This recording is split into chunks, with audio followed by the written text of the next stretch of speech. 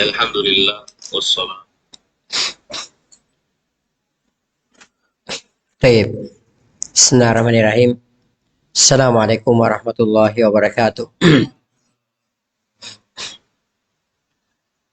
Innal hamdalillah nahmaduhu wa nasta'inuhu wa nastaghfiruh wa na'udzu billahi min syururi anfusina wa min sayyiati a'malina. May yahdihillahu fala mudilla lahu wa may yudlilhu fala hadiyalah. Wa asyhadu an la ilaha illallah wa asyhadu anna Muhammadan abduhu wa rasuluhu la nabiyya ba'da. Allahumma shalli wa sallim wa barik wa an'im ala nabiyyina Muhammad wa ala alihi wa sahbihi wa man sara ala nahjihi wa man jahada bi jihadihi wa ihtada bi hadihi wa istanna bi sunnatihi wa tamassaka biha ila yaumil mi'ad, amma ba'd.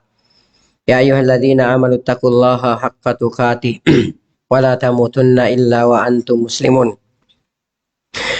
Ya ayyuhan nasu taqu rabbakumul ladzi khalaqakum min nafsin wahidah wa khalaqa minha zawjaha wa bassa minhuma rijalan katsiran wa nisaa'a.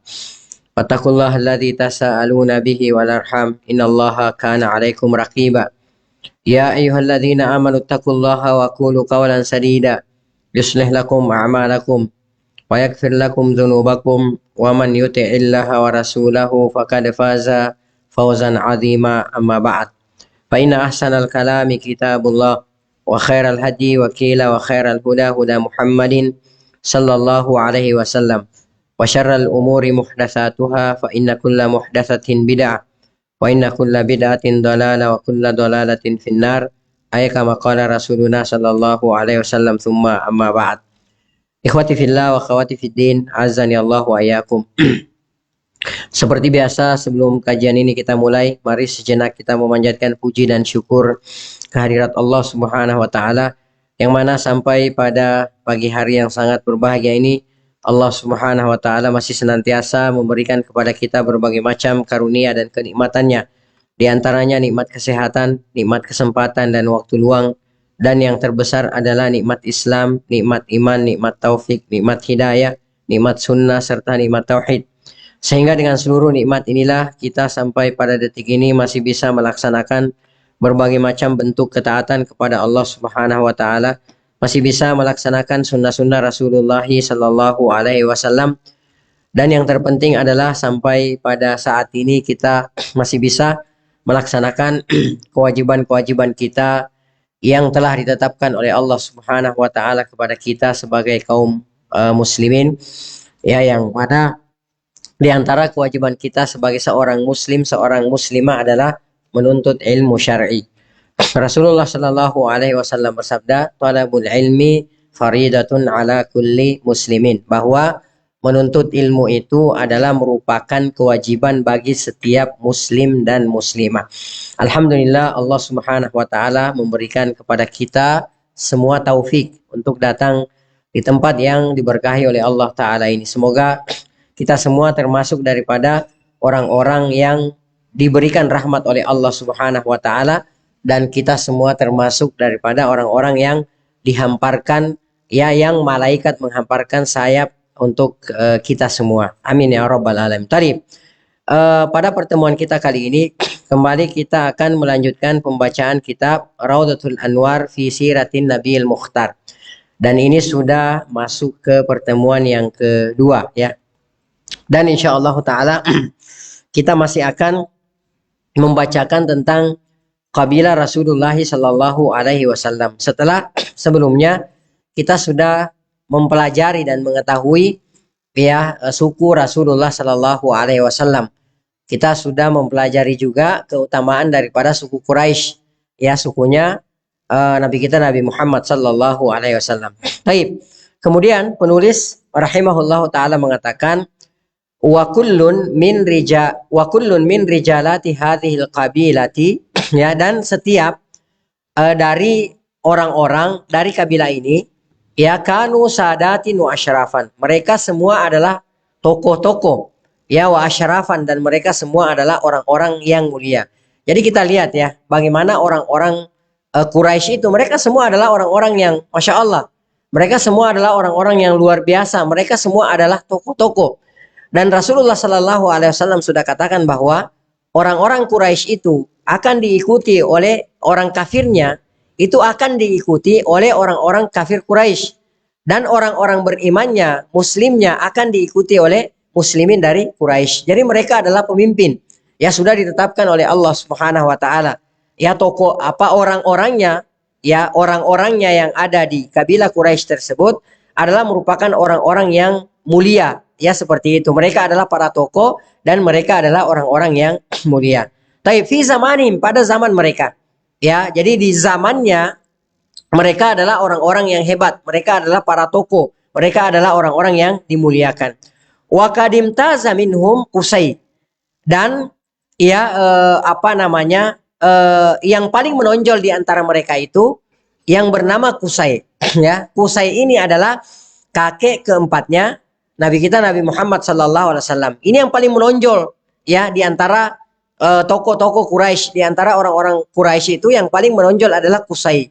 Dan Qusay ini adalah kakek keempat Nabi kita Nabi Muhammad sallallahu alaihi wasallam. Jadi Muhammad sallallahu alaihi wasallam, Muhammad bin Abdullah bin Abdul Muttalib, kemudian bin Hashim, kemudian bin Abdi Manaf, kemudian bin Qusay, kemudian bin Kilab dan seterusnya. Ya.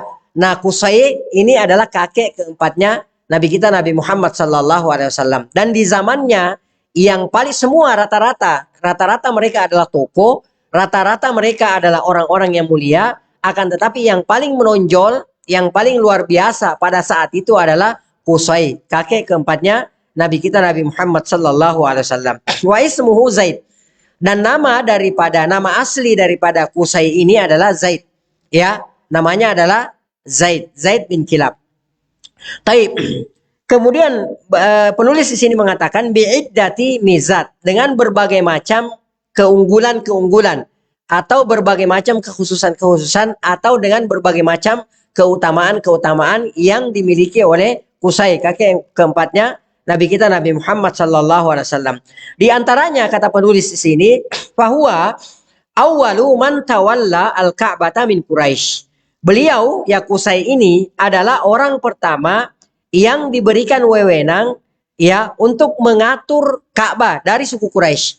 Ya, bukan orang pertama yang mengatur atau memegang kendali Ka'bah, bukan. Qusay bukan orang pertama yang memegang ya atau yang mengatur Ka'bah atau memegang kendali Ka'bah, bukan. Akan tetapi Qusay adalah orang pertama dari Quraisy.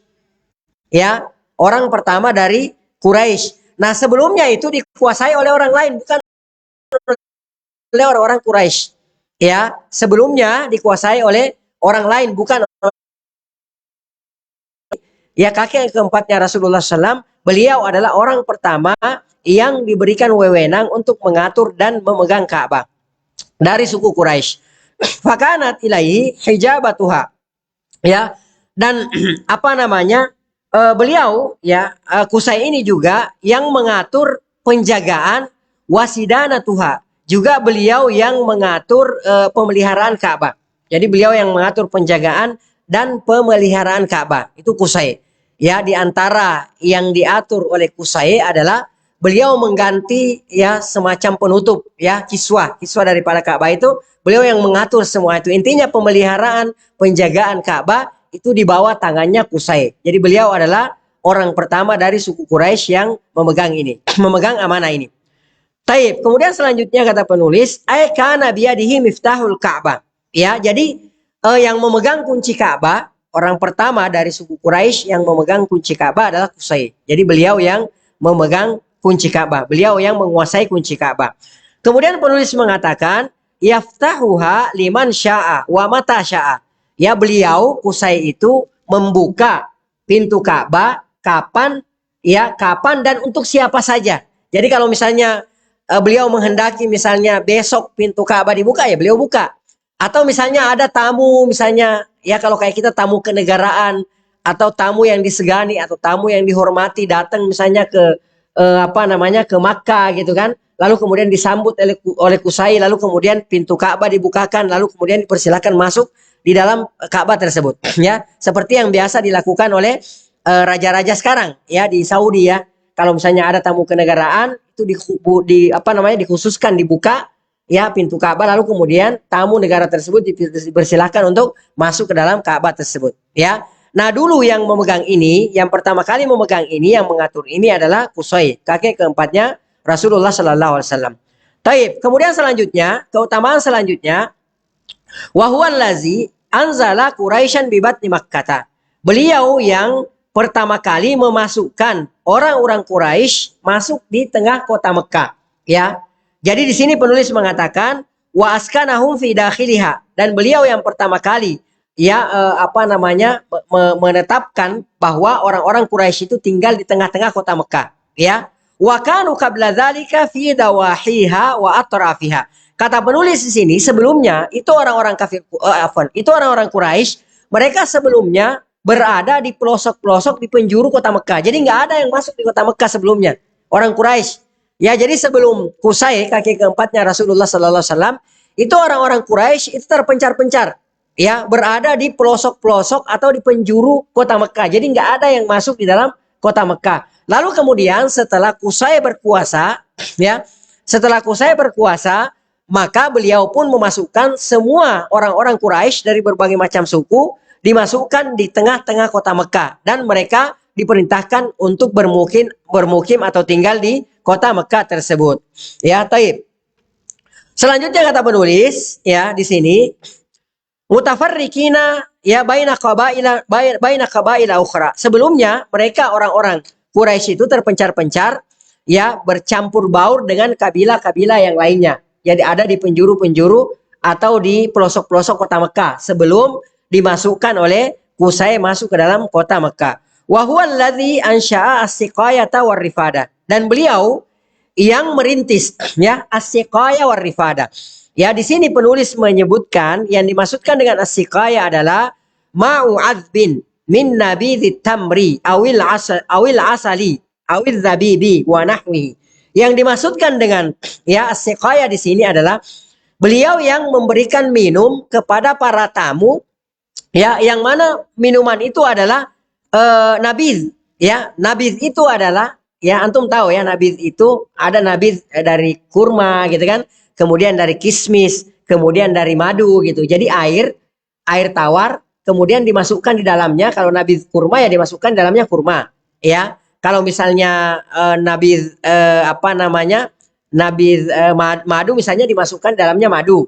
Ya, kalau misalnya kismis ya dimasukkan di dalamnya kismis. Nah, itu yang dilakukan oleh Qusay.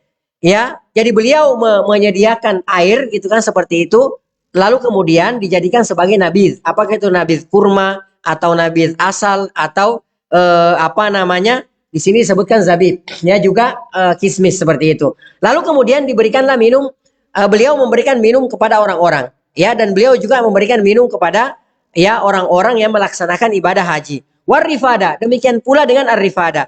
Ar-rifada di sini yang dimaksudkan adalah, ya, memberikan makan kepada orang lain, ya, termasuk diantaranya memberikan makan kepada orang-orang yang datang berhaji dari semua penjuru negeri. Ya, jadi antum bayangkan berapa banyak orang pada saat itu yang melaksanakan ibadah haji yang datang dari berbagai macam penjuru dunia pada saat itu, ya, diberikan minum oleh Qusay, juga diberikan makan oleh Qusay.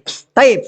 Kemudian penulis selanjutnya mengatakan wa kana yu'idduhu fi hiyadin minal adimi yashrabuhu al-hujjaj. Ya, beliau mengatakan di sini air tersebut, air nabiz tersebut itu disediakan dalam satu wadah, dalam satu tempat, ya, yang terbuat dari kulit.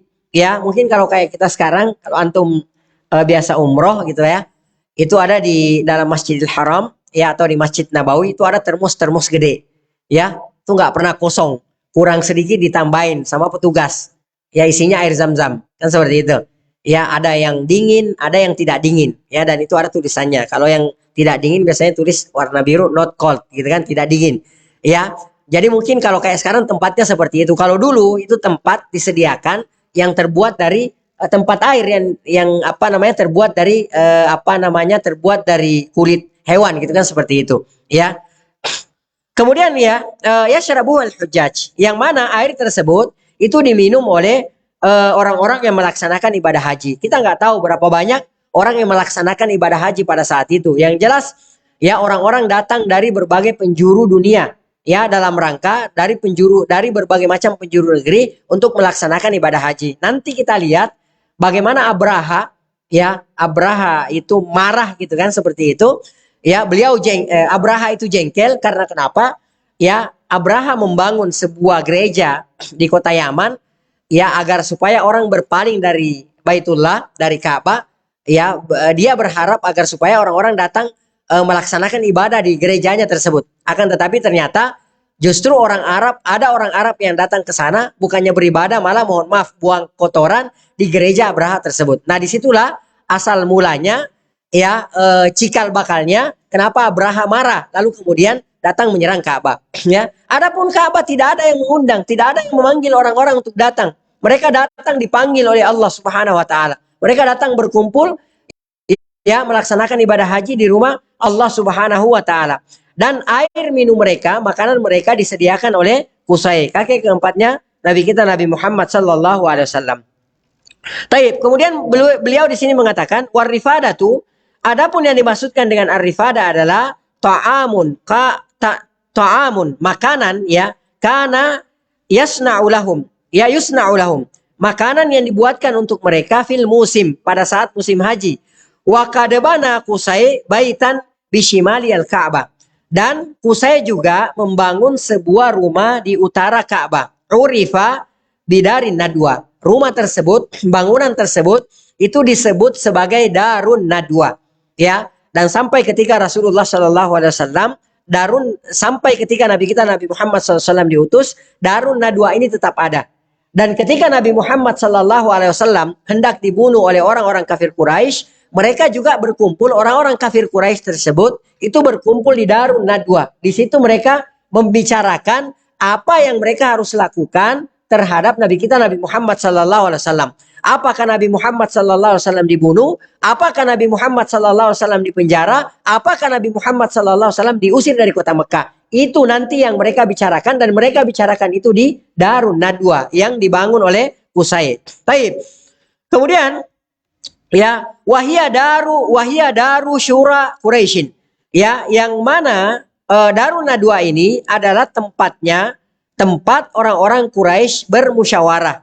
Ya, jadi kalau mereka mau membicarakan sesuatu, orang-orang Quraisy itu mereka berkumpul di Darun Nadwa. Ya, wa markazu taharrukatihim al-ijtimaiyah.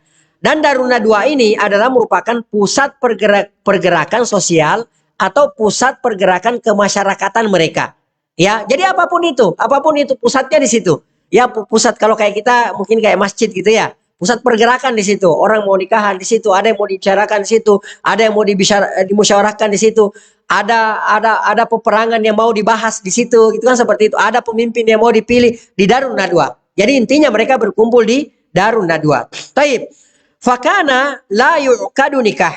Ya, tidaklah dilaksanakan satu pernikahan apapun itu, wala yatimmu amrun illa fi hadhihi dar. Dan tidaklah ada urusan yang dibicarakan, tidaklah ada urusan yang dilaksanakan kecuali dibicarakan atau diputuskan di Darun Nadwa tersebut. Wa kana biyadihi al-liwa wal qiyada. Dan di tangan Qusay al-liwa, ya, bendera atau panji ya. Ya, bendera atau panji, wal qiyada, dan kepemimpinan. Ya, fala tuqadu raya, dan tidaklah dikibarkan panji, wa fala tuqadu ribaya harbin, dan tidaklah dikibarkan panji peperangan illa biyadihi, kecuali di tangannya Qusay. Wa kana kariman wafiral akli, dan Qusay ini kariman, beliau dikenal sebagai orang yang sangat dermawan, ya, wafiral akli, dan beliau juga dikenal sebagai orang yang cerdas, ya. Jadi banyak keutamaan yang dimiliki oleh Qusay, kakek keempatnya Nabi kita Nabi Muhammad Sallallahu Alaihi Wasallam. Makanya di zaman beliau, ya, semua orang-orang Quraisy pada saat itu adalah merupakan para tokoh. Mereka adalah merupakan orang-orang yang mulia di zaman tersebut. Akan tetapi yang paling mulia, yang paling menonjol dengan berbagai macam kekhususannya, dengan berbagai macam ya keutamaan yang dimilikinya adalah Qusay, kakek keempatnya Nabi kita Nabi Muhammad Sallallahu Alaihi Wasallam. Sahiba kalimata nafidatin fi qaumihi. Beliau, ya, adalah orang yang memiliki pengaruh. Ya, jadi ucapannya memiliki pengaruh di kaumnya. Jadi didengarkan. Apa yang beliau ucapkan, apa yang beliau katakan, itu pasti didengarkan dan ditaati oleh kaumnya. Ya, jadi kita sudah selesaikan apabila Nabi kita Nabi Muhammad Sallallahu Alaihi Wasallam. Sekarang kita akan memasuki usratuhu, ya, keluarga Nabi kita Nabi Muhammad Sallallahu Alaihi Wasallam. Baik. Di sini penulis rahimahullah taala mengatakan, amma usratuhu sallallahu alaihi wasallam, adapun keluarga Nabi kita Nabi Muhammad sallallahu alaihi wasallam, fatu'rafu bil usrati al-hashimiyah, maka dikenal dengan keluarga al-hashimiyah. Ya, diambil dari kata apa Hashimiyah ini? Dia dinisbatkan ke mana? Ya, dinisbatkan ke Hashim. Hashim ini kakek keberapanya Rasulullah? Ya, kakek keduanya Rasulullah sallallahu alaihi wasallam. Ya, makanya ya kabilah Rasulullah sallallahu alaihi wasallam itu dikenal dengan apa? Banu Hashim. Ya, maksudnya anak turunannya dari Hashim, kakek keduanya Nabi kita Nabi Muhammad sallallahu alaihi wasallam. Jadi keluarganya Nabi kita Nabi Muhammad sallallahu alaihi wasallam itu dinisbatkan, disandarkan kepada Hashim, kakek keduanya Rasulullah SAW. Maka di sini penulis mengatakan, amma usratuhu, adapun keluarga beliau sallallahu alaihi wasallam, fatu'rafu bil usrati al hashimiyah, maka dikenal, ya, dinisbatkan kepada al hashimiyah. Nisbatun, kata penulis ini, nisbatun ila jaddihi ats-tsani Hashim. Jadi dinisbatkan, disandarkan kepada kakeknya yang kedua, yaitu Hashim. Wa kad waritha Hashimun min manasibi Qusay. Dan Hashim ini kakek keduanya Rasulullah sallallahu alaihi wasallam itu mewarisi, ya, mewarisi kedudukan, ya, atau keutamaan-keutamaan atau jabatan-jabatan atau kebijakan-kebijakan yang dulu pernah dipegang oleh siapa? Qusay, kakek keempatnya Nabi kita Nabi Muhammad sallallahu alaihi wasallam. Ya, jadi Masya Allah. Ya, jadi mereka itu semua tokoh-tokoh sampai kepada Nabi kita Nabi Muhammad sallallahu alaihi wasallam. Kan pada pertemuan yang sudah lalu kan kita sudah pelajari bahwa, ya, Rasulullah sallallahu alaihi wasallam Allah memilih Bani Hashim. Kemudian Allah Subhanahu wa taala memilih Rasulullah sallallahu alaihi wasallam dari Bani Hashim. Ya, seperti itu. Taib. Kemudian yang diwarisi adalah as-siqaya war rifada. Ya, as-siqaya war rifada. Jadi beliau yang melanjutkan memberikan minum kepada para jamaah haji, demikian pula ar-rifada, memberikan makan kepada jamaah haji, yaitu Hashim.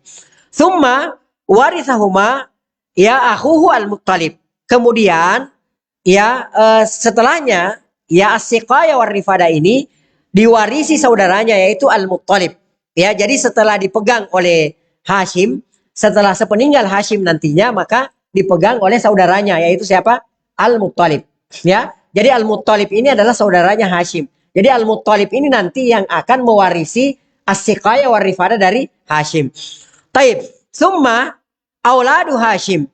Ya, kemudian setelah itu anak-anak Hashim, anak-anak turunan daripada Hashim, ila anjal Islam, sampai nanti datangnya Islam. Wahum ala dzalik, dan mereka, ya, berada di atas rutinitas ini. Mereka memegang amanah ini, yaitu as-siqaya war rifada. Jadi itu dimulai dari Qusay, ya, nanti turun kepada Hashim, kemudian diwarisi oleh saudaranya yaitu Al-Muttalib, kemudian turunlah ke anak-anaknya. Ya, seperti itu sampai datangnya Islam.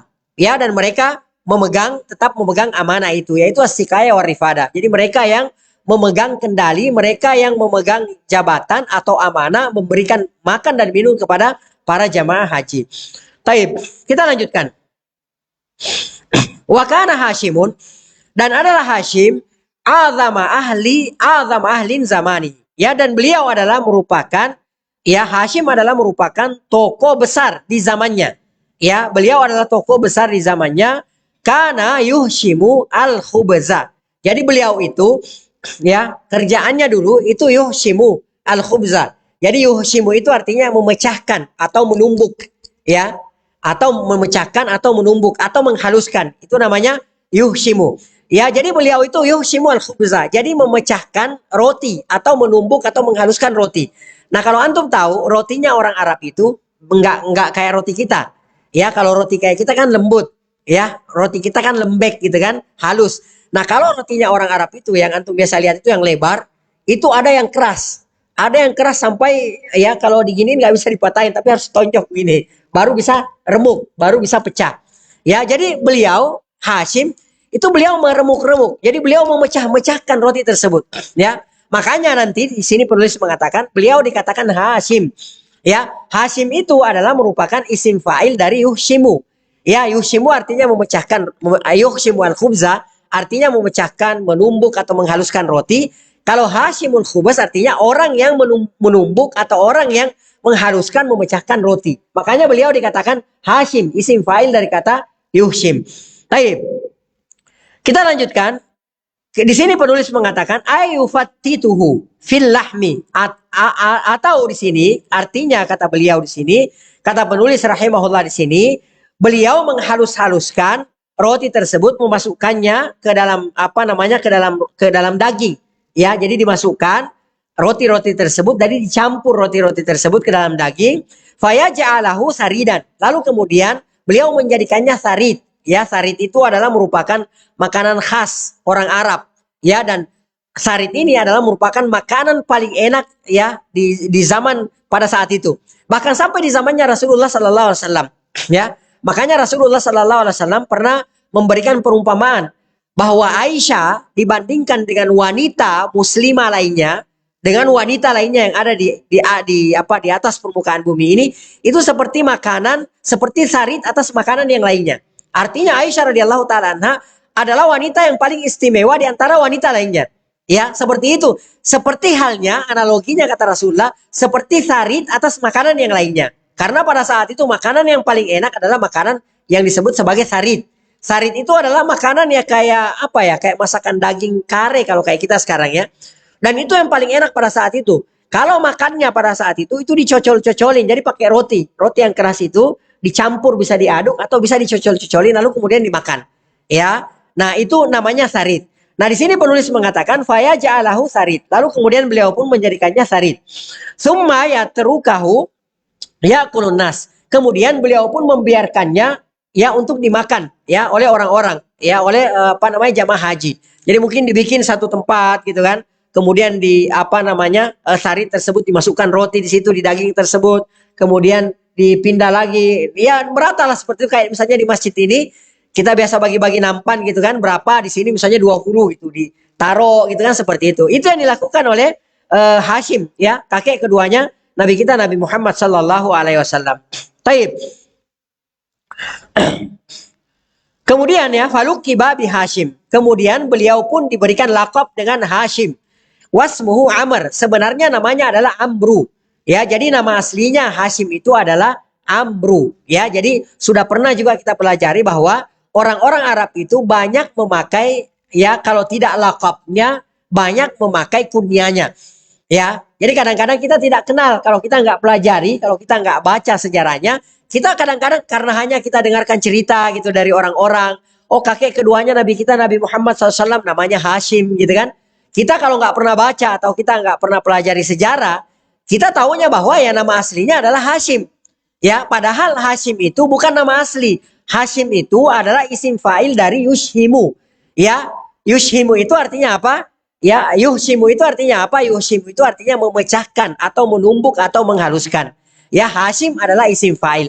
Nama asli beliau adalah Amru. Ya, nama aslinya adalah Amru. Wa huwa alladhi sanna ar-rihlatain. Dan beliaulah yang mulai merintis. Ya, atau beliaulah yang mempelopori ar-rihlatain. Ya, ar-rihlatain, dua rihlah. Ya, dua rihlah, dua perjalanan. Rihlatus syita ilal Yaman wa rihlatus saif ila Syam. Ya, jadi perjalanan pada saat musim panas, ya, kafilah dagang ya. Jadi perjalanan kafilah dagang pada saat musim panas ke negeri Syam, kemudian perjalanan kafilah dagang pada musim dingin ke negeri Yaman. Itu yang memulai, yang merintis adalah Hashim, kakek keduanya Nabi kita Nabi Muhammad sallallahu alaihi wasallam. Ya, makanya ada dalam Al-Qur'an surah Quraisy. Allah Subhanahu wa taala berfirman, li'ila fi Quraisy. Karena kebiasaan adat istiadatnya orang-orang Quraisy, ila fihim rihlatash syita'i was saif. Ya, kebiasaan mereka adalah kebiasaan mereka melakukan perjalanan, melakukan safar pada saat musim musim dingin dan musim panas. Ya, rihlatash syita'i was saif. pada saat rihlatas syita, pada saat musim dingin, mereka melakukan perjalanan ke negeri Yaman.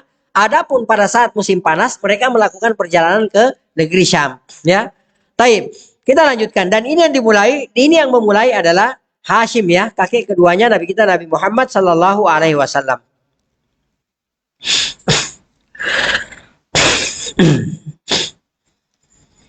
Taib. Wa kana yu'rafu bi Sayyidil Batha. Ya, dan beliau dikenali dengan Sayyidul Batha. Ya, Sayyidul Batha itu artinya ya penghulunya atau pemimpinnya padang pasir. Ya, beliau dikenal juga ya, diberikan lakop juga Sayyidul Batha. Ya, jadi beliau itu adalah sayyidnya, pemimpinnya padang pasir. Taib. Wa min hadithihi, diceritakan atau dikisahkan annahu marra bi Yathriba, bahwa beliau pernah melintasi negeri Yathrib. Ya, Yathrib itu kota apa? Ya, kota Madinah sebelum Rasulullah Sallallahu Alaihi Wasallam berhijrah di kota tersebut. Jadi sebelumnya dikenal dengan kota Yathrib. Ya, Yathrib sebelum Rasulullah Sallallahu Alaihi Wasallam berhijrah dari Mekah ke Yathrib, ya, ke Yathrib itu adalah sebuah kota yang kumuh, ya, sebuah kota yang kotor lah kalau kata orang, dikenal. Ya, dan dikenal Madinah dulunya pada saat masih Yathrib itu dikenal dengan kota yang banyak wabah penyakitnya. Ya, banyak penyakit di situ dan kota tersebut dikenal sebagai kota yang kotor, kota yang jorok. Itu sebelum ya Rasulullah Sallallahu Alaihi Wasallam berhijrah ke kota tersebut. Akan tetapi setelah beliau Sallallahu Alaihi Wasallam hijrah ke kota Madinah, maka jadilah oleh beliau, karena sebab beliau Sallallahu Alaihi Wasallam, Allah Subhanahu Wa Taala menjadikan Madinah tersebut sebagai salah satu kota yang diberkahi oleh Allah Subhanahu Wa Taala. Dan kita sudah tahu, kita biasa pelajari bagaimana keutamaan daripada kota Madinah tersebut. Di antara keutamaan kota Madinah adalah bahwa kota Madinah tidak akan dimasuki oleh wabah penyakit. Dan di antara keutamaan kota Madinah nantinya adalah bahwa hanya kota Madinah saja yang tidak akan dimasuki oleh Dajjal alaihi laknatullah. Dan banyak keutamaan kota Madinah lainnya setelah dihuni oleh Nabi kita yang mulia Nabi Muhammad Sallallahu Alaihi Wasallam. Sebelumnya dikenal dengan Yathrib. Ya, jadi Yathrib dulunya ini memang sudah merupakan jalur perdagangan. Jadi orang-orang di Mekah, ya, orang-orang Quraisy kalau mau melakukan rihlah ke negeri Syam, ya, pada saat musim panas, maka mereka pasti melintasi Yathrib. Mereka pasti melintasi kota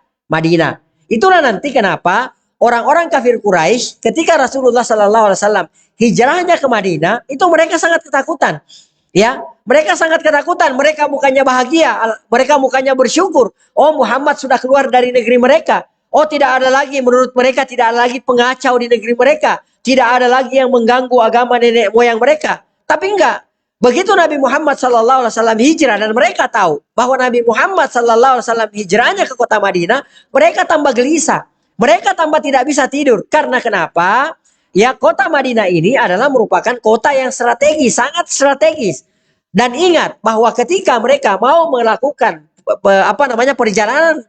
perdagangan ke negeri Syam, mereka pasti akan melintasi Madinah. Ya, dan itu terjadi ketika sebelum terjadinya perang Badar, yaitu kafilahnya Abu Sufyan itu hampir saja dihadang oleh Nabi kita Nabi Muhammad Sallallahu Alaihi Wasallam. Maksudnya hampir disergap oleh Nabi kita dan para sahabat radhiyallahu taala anhum ajmain. Akan tetapi kafilah dagangnya Abu Sufyan itu berhasil lolos, lalu kemudian mereka pun mengirim pasukan untuk memerangi Nabi Muhammad Sallallahu Alaihi Wasallam, maka terjadilah perang Badar pada saat itu. Ya, nah jadi seperti misalnya Hashim, ya, kakek keduanya Nabi kita Nabi Muhammad Sallallahu Alaihi Wasallam, karena beliau yang memulai merintis ya dua rihlah ini, dua perjalanan ini, ya, perjalanan ke negeri Syam dan ke negeri Yaman, maka pada saat ya musim panas beliau pun melintasi kota Yathrib tersebut. Ya, di sini penulis mengatakan annahu marra bi Yathrib, bahwasanya beliau yaitu Hashim pernah melewati kota Yathrib. Wa huwa fi tariq tijaratin ila Syam. Dan pada saat itu beliau melakukan perjalanan perdagangan ke negeri Syam. Ya, fatazawwaja Salma binta Amr min bani Adi bin An-Najjar. Kemudian beliau pun ketika mampir atau singgah di Yathrib, ya pada saat itu beliau pun menikahi seorang wanita yang ada di sana yang bernama Salma bintu Amr, ya, dari Bani Adi bin An-Najjar, ya, dari Bani Adi bin An-Najjar. Taib. Wa kama indaha fatrah. Kemudian beliau pun tinggal beberapa saat bersama dengan Salma, bersama dengan istrinya pada saat itu yang berada di kota Yathrib. Summa mada ila Syam. Ya wahia hamil. Kemudian beliau pun setelah itu melanjutkan perjalanannya ke negeri Syam. Wahia hamil. Dan beliau meninggalkan istrinya yaitu Salma dalam keadaan hamil. Ya, jadi Hashim meninggalkan istrinya, melanjutkan perjalanan ke negeri Syam, melakukan perdagangan dalam keadaan istrinya tersebut hamil. Ya, famata di Gaza min ardi Palestina. Lalu kemudian Hashim pun meninggal dunia di Gaza, kota Gaza. Ya, kota Gaza sudah ada sekarang. Ya, kota Gaza di negeri Palestina. Beliau meninggal di sana. Ya, wa waladat Salma ibnan bil Madinah. Kemudian di belakang hari, Salma pun melahirkan seorang anak laki-laki di Madinah di Yathrib. Sammathu, beliau menamai anak tersebut Syaibah. Jadi namanya adalah Syaibah. Kenapa disebut sebagai Syaibah? Kata penulis di sini, li syaibin fi ra'sihi, karena adanya satu uban, sehelai uban yang ada di kepalanya. Jadi lahir-lahir, ya. Kalau kayak kita kan mungkin nggak pernah ngelihat, ya, nggak pernah ngelihat anak kecil, ya, lahir langsung ada ubannya, ya. Ini lahir langsung ada ubannya, ada satu uban, gitu kan, seperti itu. Lalu Salma ibunya menamai anak ini dengan Syaibah, ya. Jadi orang-orang Arab kan seperti itu, namanya suka, ya, kayak semacam gelar-gelar gitu, ya. Kayak misalnya anaknya mereka berharap anaknya seperti singa, maka dinamakanlah dengan Asad misalnya, atau Fahad, ya, dan nama-nama lainnya. Maka anak ini pun diberikan nama Syaibah, ya. Kenapa diberikan nama Syaibah? Li syaibin firasi, karena adanya uban di kepalanya. Wa nasyaha tiflu baina akhwalihi fil Madinah, ya. Maka anak ini pun yaitu Syaibah, ya, tumbuh, ya, bersama dengan paman-pamannya dari pihak ibunya di Madinah. Ya, jadi kalau akhwal itu jamak dari khalun. Ya, khalun itu adalah paman dari pihak ibu. Ya, berbeda kalau misalnya paman dari pihak bapak, namanya ammun. Ya, namanya ammun. Ya, kalau kalau dari paman dari pihak ibu namanya khalun, jamaknya akhwal.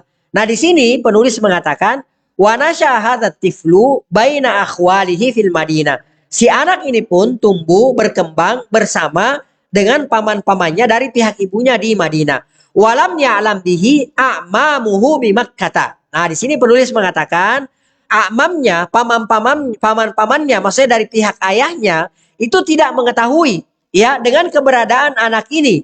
Hatta balaga nahwa sab'a sinin, sampai anak ini berusia 7 atau 8 tahun. Ya. Jadi ketika anak ini lahir, ya, ini kan ya namanya pada saat itu informasi tidak informasi terbatas gitu pada saat itu. Ya, orang-orang di Mekah nggak tahu, ya, kalau Hashim, ya, kerabat mereka menikah di Yathrib. Ya, bahkan sampai Salma, ya, istrinya Hashim melahirkan, itu nggak ada yang tahu kalau Hashim punya anak di Yathrib. Ya, kalau kayak kita sekarang kan Masya Allah, informasi cepat. Ada orang melahirkan di Saudi pada saat ini juga bisa ketahuan saat ini juga dengan adanya komunikasi yang canggih. Alhamdulillah, dunia dibukakan oleh Allah Subhanahu wa taala. Akan tetapi pada saat itu nggak ada. Jadi nggak ada yang tahu. Jadi sampai usia 7 sampai 8 tahun itu paman-pamannya dari pihak ayahnya yang ada di kota Mekah itu nggak ada yang tahu keberadaan daripada Syaibah ini, keberadaan daripada anak laki-laki ini. Taib. Kita lanjutkan. Summa alima bihi ammuhu al-Muttalib. Lalu kemudian di belakang hari pamannya yang bernama Al-Muttalib mengetahui bahwa ternyata Hashim, ya, pada saat beliau melakukan perjalanan ke negeri Syam, beliau mampir ke Yathrib, lalu kemudian menikahi Salma, lalu kemudian dari Salma ternyata Hashim mempunyai seorang anak, ya. Ya, summa alima bihi ammuhu al-Muttalib. Kemudian pamannya yang bernama Al-Muttalib pun mengetahui. Fadhahaba bihi ila Makkah. Lalu kemudian beliau pun menjemput anak tersebut. Ya, beliau berangkat ke Yathrib, ke kota Madinah. Lalu kemudian beliau pun mengambil anak tersebut, lalu kemudian dibawa ke kota Madinah. Falamma ra'ahun nas, maka tatkala manusia, orang-orang pada saat itu, penduduk melihat pada saat itu, dzannuhu abdahu, mereka menyangka bahwa anak kecil tersebut adalah budaknya Al-Muttalib. Ya, jadi nggak ada yang tahu. Jadi orang-orang Mekah pada saat Al-Muttalib menggandeng membawa anak tersebut, membonceng anak tersebut dari negeri Yathrib, begitu masuk ke kota Mekah, tidak ada yang tahu kalau anak itu adalah anaknya Hashim, ponakannya Al-Muttalib, itu nggak ada yang tahu. Maka mereka pun menamai anak itu dengan Abdul Muttalib. Ya, padahal nama aslinya siapa tadi? Abdul Muttalib? Syaibah. Ya, namanya adalah Syaibah. Akan tetapi karena tidak ada yang mengetahui ya bahwa itu anaknya Hashim, mereka memanggil anak tersebut dengan Abdul Muttalib. Abdul Muttalib artinya hamba sahayanya Al-Muttalib. Ya, faqalu, maka mereka pun mengatakan Abdul Muttalib fashtuhira bidzalik. Maka beliau pun dikenali dengan nama tersebut. Ya, jadi itu pengaruhnya ya nama ya. Ya, hati-hati. Jadi jangan kita gampang menggelari seseorang ya, apalagi anak kita dengan lakop-lakop atau gelaran-gelaran yang buruk. Karena terkadang yang namanya lakop itu lebih cepat menempel di pikiran orang daripada nama-nama aslinya. Ya, mungkin saya pernah ceritakan di sini, saya punya kenalan. Ya, itu subhanallah, saya tahu namanya bagus, bagus banget. Ya, namanya bagus. Nggak usah saya sebutkan namanya bagus. Nggak tahu gimana asal muasalnya, tiba-tiba ada yang menggelarinya dengan nama yang menurut saya sangat aneh. Ya, sangat aneh dan sangat buruk. Akhirnya dia pun terkenal dengan nama tersebut. Kalau ada orang cari dia, lalu menyebutkan namanya yang bagus itu, nggak ada yang kenal dia. Tapi kalau menyebutkan gelarnya dia yang buruk itu, orang langsung tahu dia. Ya, dan dia pun enjoy dengan gelar tersebut, subhanallah. Ya, makanya jangan kita gampang memberikan gelar yang aneh-aneh kepada orang, apalagi kepada anak kita. Kalau misalnya nih, kita memberikan gelar lakop yang aneh kepada orang, lalu kemudian di belakang hari orang-orang memanggil orang tersebut dengan lakop yang kita berikan, maka setiap kali orang tersebut mengucapkan lakop tersebut, apalagi kalau sampai yang diberikan lakop tidak ridho, maka dosanya juga mengalir kepada kita. Maka hati-hati. Ya, seperti ini orang tadinya taunya bahwa nggak pakai nanya kan, nggak pakai nggak bertabayun terlebih dahulu. Begitu melihat Al-Muttalib membawa anak kecil, mereka langsung mengatakan, oh itu hamba sahayanya Al-Muttalib. Lalu kemudian mereka pun mengenali beliau pun dikenali dengan nama tersebut. Walaupun di belakang hari beliau sudah jelaskan bahwa ini adalah ponakan saya, ini adalah anaknya Hashim, akan tetapi karena lakop tersebut sudah terlanjur melekat, maka sampai pada hari ini ketika kita menyebutkan kakek Rasulullah sallallahu alaihi wasallam, maka kita katakan Abdul Muttalib. Ya, siapa di antara kita yang pernah mengatakan kakeknya Rasulullah sallallahu alaihi wasallam yaitu Syaibah? Enggak ada. Yang ada kita mengatakan kakeknya Rasulullah sallallahu alaihi wasallam adalah Abdul Muttalib, padahal nama aslinya adalah Syaibah. Kenapa disebut sebagai Syaibah? Karena pada saat lahir ada uban yang tumbuh di kepalanya, maka oleh ibunya diberikanlah ya gelar dengan Syaibah tersebut. Taib, wallahu taala alam bisawab. Taib, kita lanjutkan. Wa kana Abdul Muttalib awsaman nas. Ya, Abdul Muttalib ya yaitu Syaibah ya, awsaman nas. Beliau adalah orang yang paling gagah, laki-laki yang paling gagah. Wa ajmalahum, dan orang yang paling tampan. Ya, jadi ke atasnya ya kakek-kakek Rasulullah SAW itu mereka adalah orang-orang yang sangat luar biasa. Bukan hanya mereka punya kedudukan, mereka hanya dimuliakan, tapi mereka itu adalah orang-orang yang tampan, mereka itu adalah orang-orang yang gagah gitu. Makanya Nabi kita Nabi Muhammad sallallahu alaihi wasallam satu pendapat mengatakan bahwa Rasulullah manusia yang paling tampan itu adalah Nabi kita Nabi Muhammad sallallahu alaihi wasallam. Walaupun ada pendapat yang mengatakan bahwasanya manusia yang paling tampan itu adalah Nabi Yusuf alaihi salatu wassalam, akan tetapi yang saya yakini, pendapat yang saya yakini bahwa manusia yang paling tampan itu adalah Nabi kita Nabi Muhammad sallallahu alaihi wasallam. Sebagaimana kalau tidak salah yang pernah dikatakan oleh Ibnu Abbas atau Anas radhiyallahu taala anhuma. Baik. Wa azamahum qadra, dan beliau juga mempunyai derajat yang sangat tinggi di sisi kaumnya. Wa qad syarufa fi zamanihi syarfan lam yablughu ahadun. Ya, pada di zamannya beliau mencapai kemuliaan, kedudukan yang sangat mulia yang tidak pernah dicapai oleh seorang pun di zamannya. Ya, jadi ketika Qusay, kakek keempatnya Rasulullah SAW, pada saat itu di zamannya Qusay, mereka semua adalah tokoh-tokoh yang sangat luar biasa. Akan tetapi Qusay adalah yang paling menonjol. Begitu pula halnya di zamannya Abdul Muttalib. Ya, di zamannya Abdul Muttalib, beliau adalah orang yang paling menonjol. Beliau adalah orang yang paling gagah, orang yang paling tampan. Ya, kedudukannya paling tinggi dan kedudukan beliau pada saat itu tidak pernah dicapai oleh seorang pun di zamannya, seperti yang dicapai oleh Abdul Muttalib pada saat itu.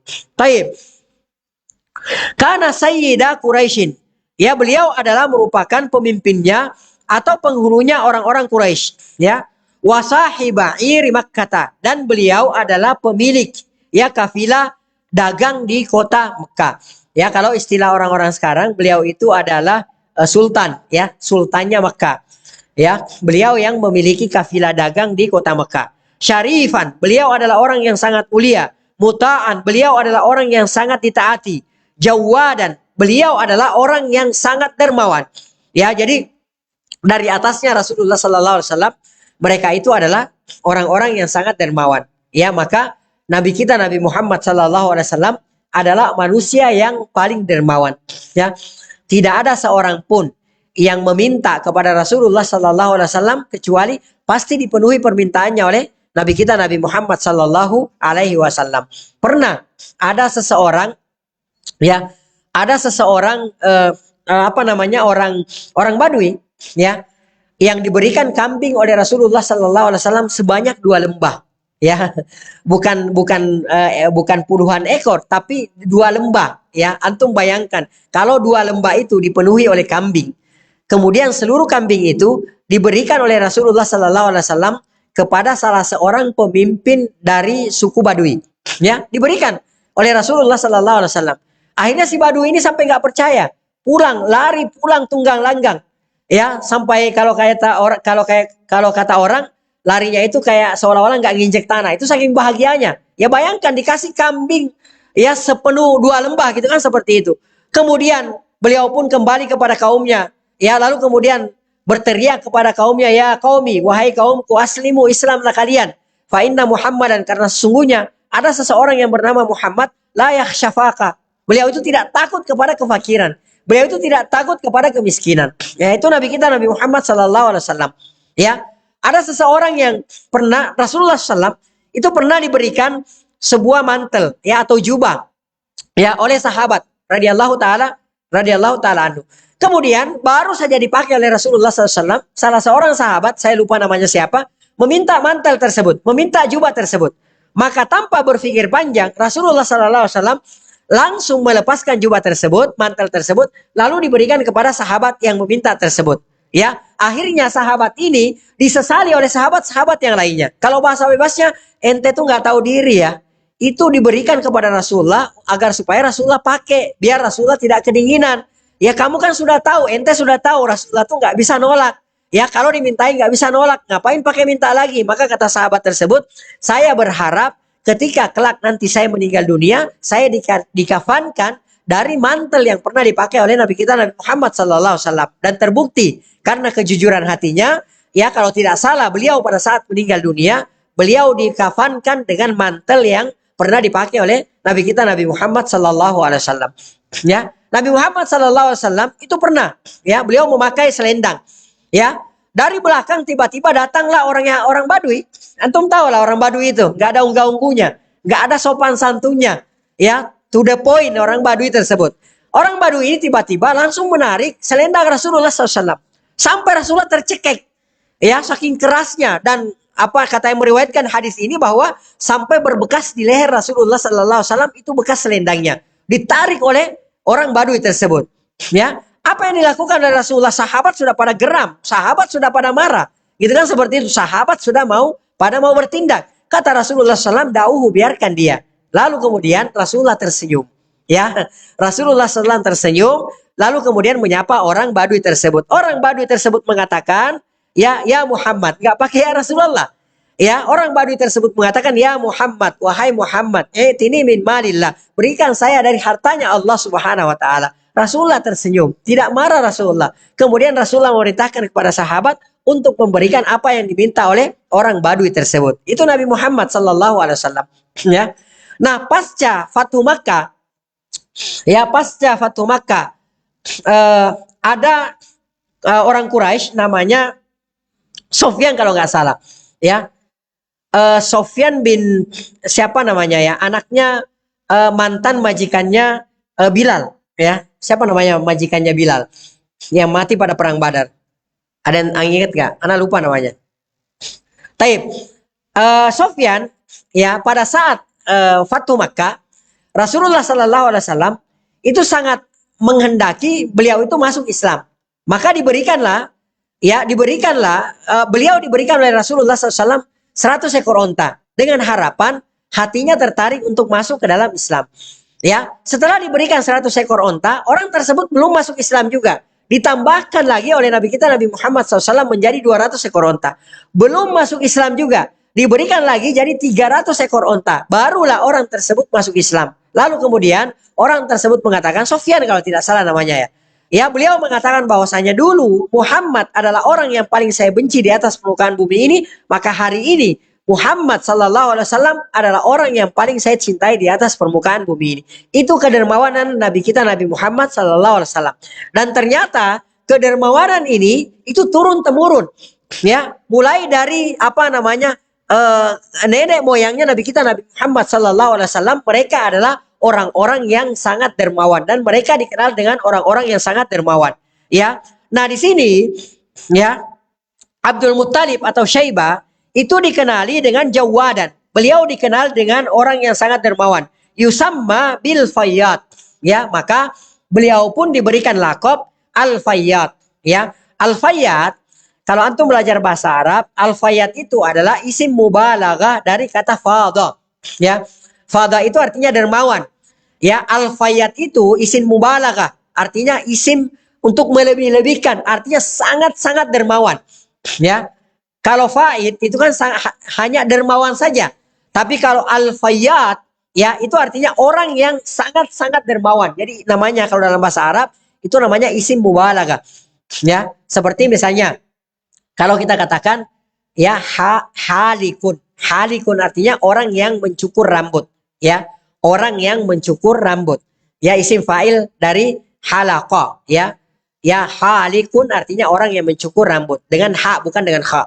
Ya, kalau kita katakan kita jadikan isim mubalaghah ala wasni fa'al, maka kita katakan halakun. Halakun itu artinya bukan hanya mencukur saja, tapi betul-betul profesinya sebagai tukang cukur rambut.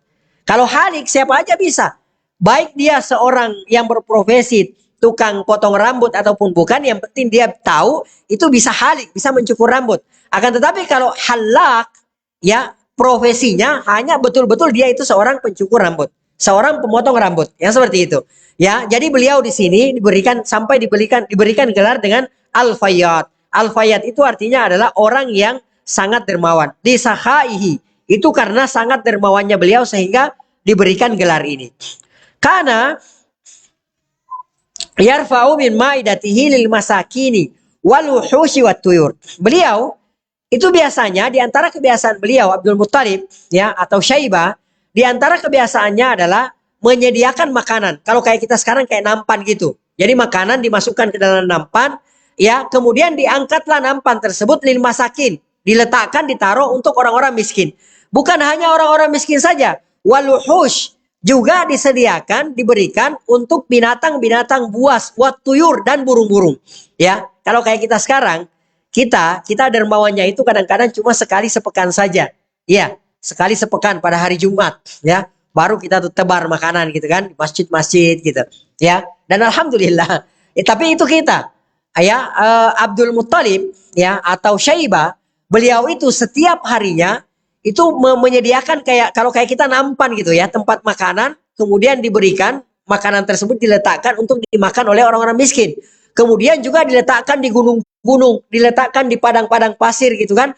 Ya, supaya makanan tersebut juga dimakan, disediakan untuk binatang-binatang buas dan burung-burung. Jadi bukan hanya manusia saja, akan tetapi juga beliau menyediakan makanan-makanan tersebut untuk binatang-binatang liar, juga disediakan untuk burung-burung. Ya, fakana yulaqabu bimut'imin nasi fis sahal. Ya, makanya beliau diberikan gelar bimut'imin nas. Ya, mut'imun nas. Artinya orang yang memberikan ya makan kepada orang-orang fis sahli di tanah lapang, wal hushi, dan beliau juga diberikan gelar dengan orang yang memberikan makan kepada hewan liar, watuyur, dan burung-burung fi ru'usil jibal, di puncak-puncak gunung. Wa qad tasyarrafa bihafri bi'ri Zamzam ba'dan kana qad darasaha Jurhum inda jalaihim min Makkah an Makkah. Kemudian di sini penulis mengatakan beliau juga terkenal, ya, beliau juga mendapatkan keutamaan kemuliaan bihafri bi'ri Zamzam, ya, dengan kembali menggali ya sumur Zamzam ba'dan kana qad darasaha Jurhum inda jalaihim an Makkah. Ya, jadi beliau kembali menggali sumur Zamzam itu tatkala sumur Zamzam itu ditimbun atau dihilangkan jejaknya oleh bangsa Jurhum, kaum Jurhum, ketika mereka meninggalkan kota Makkah. Ya, kita tahu ya bahwa afwan.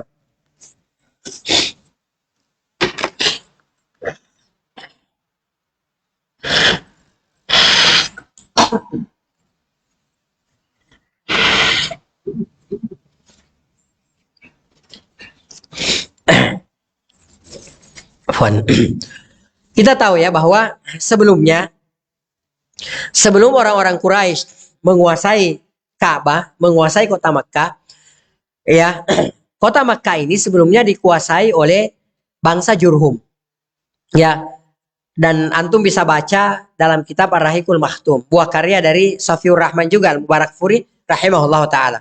Itu disebutkan bahwa bangsa Jurhum itu adalah bangsa yang berasal dari negeri Yaman. Ya, yang melakukan migrasi ke ke Mekah, yang belum dikenal Mekah pada saat itu. Pada zamannya Nabi Ismail dan Hajar tinggal di di gurun tersebut. Belum dikenal Mekah pada saat itu. Setelah munculnya air Zamzam, mereka datang melakukan migrasi. Dan kalau kita baca sejarahnya, ya ternyata sejarahnya mereka hijrah ke sana itu karena ya Allah Subhanahu wa taala menurunkan azab berupa banjir bandang di Yaman pada saat itu, di negeri Sabah. Akhirnya mereka pun berpindah ke mereka pun bermigrasi kemana-mana, termasuk nyangkut di Mekah. Yang pada saat itu ketika mereka melihat ada mata air, maka mereka pun meminta izin kepada Hajar pada saat itu, ya, yang pertama kali menemukan mata air Zamzam tersebut, maka mereka pun bermukim di tempat tersebut. Akhirnya mereka pun beranak pinak di tempat tersebut.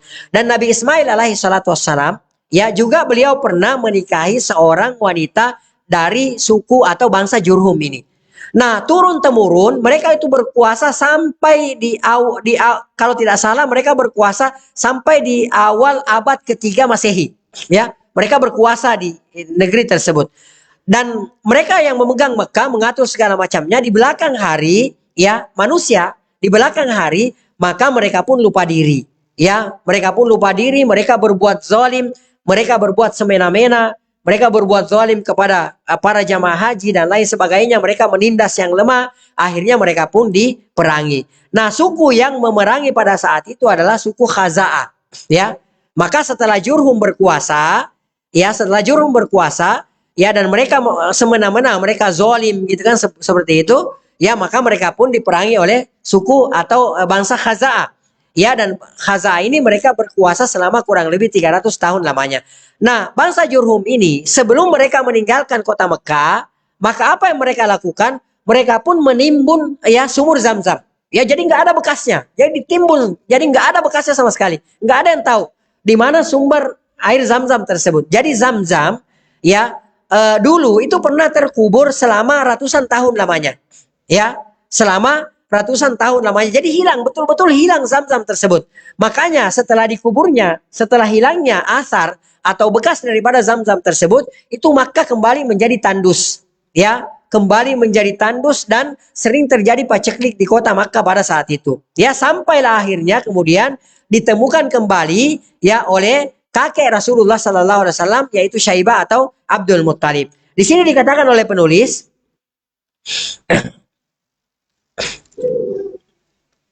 wa qad tasharrafa bi hafri bi'ri Zamzam ba'da an kana kad darasa jurhum inda jalaihim an Makkah. Wa kana kad amara bihafriha fil manam. Dan beliau itu mendapatkan perintah untuk menggali ya sumur Zam-Zam tersebut melalui mimpinya, ya. Jadi Allah Subhanahu wa taala mengilhamkan kepada Abdul Muttalib melalui mimpi untuk menggali kembali sumur Zam-Zam tersebut. Wa wasafalahu maudi'aha fihi. Lalu kemudian ya dalam mimpi tersebut orang yang memerintahkan untuk menggali sumur Zam-Zam tersebut juga disebutkan tempatnya di mana, letaknya di mana, diceritakan semuanya di situ. Lalu kemudian beliau pun ya menggali sumur Zam-Zam tersebut. Wa fi ahdihi waqa'at ya haditsatul fil. Ya, dan di zamannya, di zaman Abdul Muttalib, di zaman Syaibah itu terjadi ya peristiwa besar, ya, yaitu peristiwa ya pasukan bergajah, ya, haditsatul fil. Ya, dan ini dikenal ya karena saking besarnya peristiwa ini, orang-orang Quraisy menjadikan patokan tahun mereka salah satunya adalah dengan patokan tahun gajah. Ya, ini salah satu sebelum sebelum adanya tahun Hijriyah, ya. Sebelum adanya tahun Hijriyah, itu orang-orang Quraisy ya bahkan dalam Islam sendiri pun sebelum adanya Hijriyah ditetapkannya tahun Hijriyah oleh Umar bin Khattab radhiyallahu taala anhu, itu mereka banyak mempergunakan tahun-tahun patokan. Di antaranya tahun patokan yang dipergunakan adalah tahun ya gajah. Ya, diserangnya kota Mekah oleh tentara Abraha pada saat itu, pasukan bergajah pada saat itu. Mereka jadikan ya peristiwa tersebut menjadi patokan tahun mereka. Taib, ja Abrahatu al-Ashram. Datanglah Abraha al-Ashram minal Yaman. Ya, dari Yaman, bisittina alfi jundiyin minal ahbash, ya. Jadi Abraha ini datang dengan membawa pasukan 60.000 tentara dari berbagai macam kabilah, ya, dari berbagai macam suku, ya. Jadi mereka datang berbondong-bondong ke kota Mekah untuk menaklukkan ya kota Mekah, untuk menghancurkan Ka'bah pada saat itu. Wa ma'hu ba'dul fiyalah. Ya, dan Abraha juga membawa ya pasukan bergajah. Dan kita tahu pasukan bergajah ini, ya, gajah tidak biasa dilihat oleh orang-orang Arab. Orang-orang Arab tidak biasa menyaksikan gajah. Maka ketika mereka menyaksikan gajah, mereka sangat ketakutan, ya. Kalau kita belajar sirah, ya, terutama sirah Umar bin Khattab radhiyallahu taala anhu, maka kita akan saksikan beberapa kekalahan kaum muslimin di peperangan yang terjadi di zamannya Umar bin Khattab radhiyallahu taala anhu. Kekalahan awalnya itu terjadi di antara sebabnya adalah karena ketakutan kuda-kuda kaum muslimin, bahkan kaum muslimin sendiri karena belum terbiasa melihat gajah, akhirnya mereka pun ketakutan dan mereka banyak yang mati terinjak-injak oleh gajah, ya. Nah, di sini Abraha membawa pasukan bergajah. Ya, tujuannya adalah liyahdumal Ka'bah, untuk menghancurkan Ka'bah. Falamma wasala ila wadi Mahasir, maka tatkala ya dia sudah sampai di sebuah lembah bernama lembah Mahasir, bainal Muzdalifah wa Mina. Lembah tersebut terletak di antara Muzdalifah dan Mina. Wa tahayya lil hujumi ala Makkah, dan dia sudah mempersiapkan, Abraha sudah mempersiapkan pasukan untuk menyerang kota Mekah. Arsalallahu alaihim tayran ababil. Lalu kemudian Allah Subhanahu wa taala mengutus untuk menghancurkan Abraha dan pasukannya burung ababil. Dan ini kita kita bisa baca dalam Al-Qur'an, ya. Alam tara kaifa fa'ala rabbuka bi ashabil fil, dan seterusnya, ya. Nah, sebelumnya Abraha ini, ya, Abraha merampas ya onta-onta milik daripada Abdul Muttalib atau Syaibah, ya, dan onta-onta orang-orang Quraisy pada saat itu. Nah, maka diundanglah Abdul Muttalib untuk bertemu, untuk berdialog dengan Abraha di lembah Mahasir tersebut. Maka datanglah Abdul Muttalib ke tempat tersebut, ke lembah tersebut untuk berdialog dengan Abraha. Ya, jadi Abraha ini berharap Abdul Muttalib nantinya datang ya sujud-sujud kepada dia, ya, lalu kemudian istilahnya nyembah-nyembah kepada dia, ngemis-ngemis kepada dia, agar jangan sampai menghancurkan Ka'bah, rumah ibadah mereka. Itu yang ada di pikiran Abraha. Itu yang diharapkan oleh Abraha. Akan tetapi ketika Abdul Muttalib ya datang di tenda atau di tempatnya Abraha pada saat itu, Maka apa yang dilakukan oleh Abdul Muttalib? Abdul Muttalib hanya mengatakan, beliau mengatakan, ana rabbul ibil. Ya, saya adalah pemilik. Saya adalah yang punya onta-onta tersebut. Ya, ana rabbul ibil. Saya adalah pemilik onta-onta tersebut. Maka saya meminta onta-onta saya tersebut. Maka Abraha kaget. Ya, kaget. Bukan luar biasa kagetnya Abraha ketika ya didatangi oleh Abdul Muttalib, lalu kemudian Abdul Muttalib justru menyebut, membicarakan onta. Ya, jadi Abraha itu kaget loh, ini orang rumah ibadahnya, rumah yang sangat disucikan, rumah yang didatangi oleh manusia setiap tahunnya dari berbagai macam penjuru negeri. Kok tidak disebut, tidak diungkit-ungkit sama sekali? Padahal tujuannya Abraha memanggil Abdul Muttalib agar supaya ya Abdul Muttalib ngemis-ngemis di hadapan Abraha agar supaya tidak menghancurkan Ka'bah, kan seperti itu. Akan tetapi Abraha sama sekali Abdul Muttalib sama sekali tidak menyinggung Ka'bah. Ya, tidak menyebut Ka'bah sama sekali, bahkan beliau hanya mengatakan ana rabbul ibil. Saya adalah pemilik onta. Saya meminta onta-onta saya tersebut. Ya, lalu kemudian beliau mengatakan, ya Abdul Muttalib mengatakan, menjawab Abraha, beliau mengatakan fa'ammal Ka'batu. Maka adapun Ka'bah tersebut fa innalaha, maka sesungguhnya bagi Ka'bah tersebut fa innalaha rabbun yahmiha. Ka'bah tersebut mempunyai Rob, mempunyai pemilik yang akan menjaganya. Adapun saya adalah pemilik onta. Saya meminta onta saya tersebut. Ya, maka di situ bertambah murkalah Abraha. Lalu kemudian Abraha mengembalikan onta-ontanya. Lalu kemudian Abraha mengatakan kepada Abdul Muttalib, silahkan kau pulang kepada kaummu. Kalau kalian mau berperang, maka tidak ada yang bisa menghalangi saya. Kalian akan saya habisi dan Ka'bah akan saya hancurkan. Ya. Akan tetapi kalau kalian mau selamat, silahkan kalian menyingkir ke gunung-gunung. Maka apa yang dilakukan oleh Abdul Muttalib? Abdul Muttalib pun kembali kepada kaumnya, lalu memerintahkan kepada kaumnya untuk menyingkir di gunung-gunung. Naik ke atas gunung-gunung untuk menghindari serangan daripada Abraha. Dan beliau juga sudah tahu, sudah ada firasat bahwa Allah Subhanahu wa taala tidak akan membiarkan Ka'bah dihancurkan oleh Abraha. Ya, dan firasat beliau itu benar sekali. Maka setelah beliau memerintahkan kepada kaumnya untuk menyingkir di gunung-gunung, maka beliau pun memanggil beberapa orang pembesar Quraisy untuk datang di sisi Ka'bah, lalu kemudian berdoa langsung kepada Allah Subhanahu wa taala, meminta langsung kepada Allah Subhanahu wa taala. Kalau selama ini mereka meminta juga kepada selain Allah, menjadikan selain Allah sebagai perantara, kali ini tidak.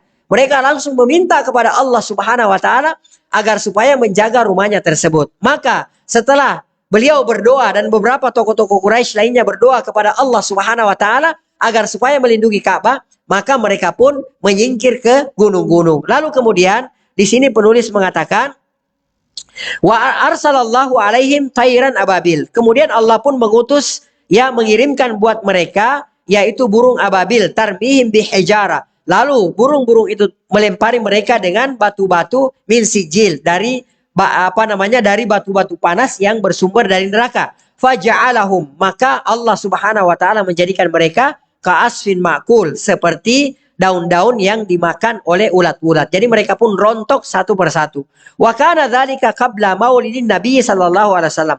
Dan peristiwa tersebut terjadi sebelum kelahiran Nabi kita Nabi Muhammad sallallahu alaihi wasallam bi aqallin min syahraini faqat. Ya, kurang lebih hanya 2 bulan saja kata penulis di sini. Ya, kurang lebih hanya 2 bulan saja sebelum dilahirkannya Nabi kita Nabi Muhammad sallallahu alaihi wasallam. Maka masyhur Nabi kita Nabi Muhammad dilahirkan, itu dilahirkan pada tahun gajah, ya. Dan wallahu taala alam bisawab, pendapat yang paling tepat bahwa kejadian ini sekitar 50 hari sebelum dilahirkannya Nabi kita Nabi Muhammad sallallahu alaihi wasallam. Oleh karenanya Nabi kita Nabi Muhammad sallallahu alaihi wasallam itu dikenal dengan apa? Dikenal lahir pada tahun gajah. Taib. Amma waliduhu, adapun ayahnya Rasulullah sallallahu alaihi wasallam adalah Abdullah. Ya, Abdullah fakana ahsana auladi Abdul Muttalib. Beliau adalah merupakan anak Abdul Muttalib yang paling baik. Ya, yang paling baik. Anaknya yang paling baik. Wa a'affahum, dan beliau adalah orang yang paling, ayahnya Rasulullah SAW adalah orang yang paling menjaga, kehormatan, kehormatan mereka, kehormatan suku Quraisy. Wa habbahum ilai. Dan ayahnya Rasulullah yaitu Abdul Muttalib adalah anak yang paling dicintai oleh Abdul Muttalib. Wa huwa az-zabih, dan beliau adalah az-zabih. Beliau adalah orang yang disembeli, ya. Beliau adalah orang yang disembeli, diberikan gelar dengan az-zabih. Wa dzalika, sebabnya anna Abdul Muttalib, bahwasanya Abdul Muttalib lamma hafira bi'ra Zamzam, tatkala beliau kembali menggali air sumur Zamzam, wabadat atharuha, dan tatkala sudah mulai nampak tanda-tanda daripada sumur Zamzam tersebut, naza'athu Quraisyun, orang-orang Quraisy pun berselisih faham, ya. Jadi orang-orang Quraisy pun mempersoalkan, ya, apa yang digali oleh Abdul Muttalib, kenapa Abdul Muttalib menggali, kan seperti itu. Dan kita tahu Abdul Muttalib pada saat itu, ya, beliau hanya, kalau tidak salah pada saat itu beliau hanya mempunyai satu orang putra, ya. Beliau hanya mempunyai satu orang putra. Dan ketika beliau menggali sumur Zamzam, beliau dibantu oleh saudaranya, kalau tidak salah bernama Al-Harith.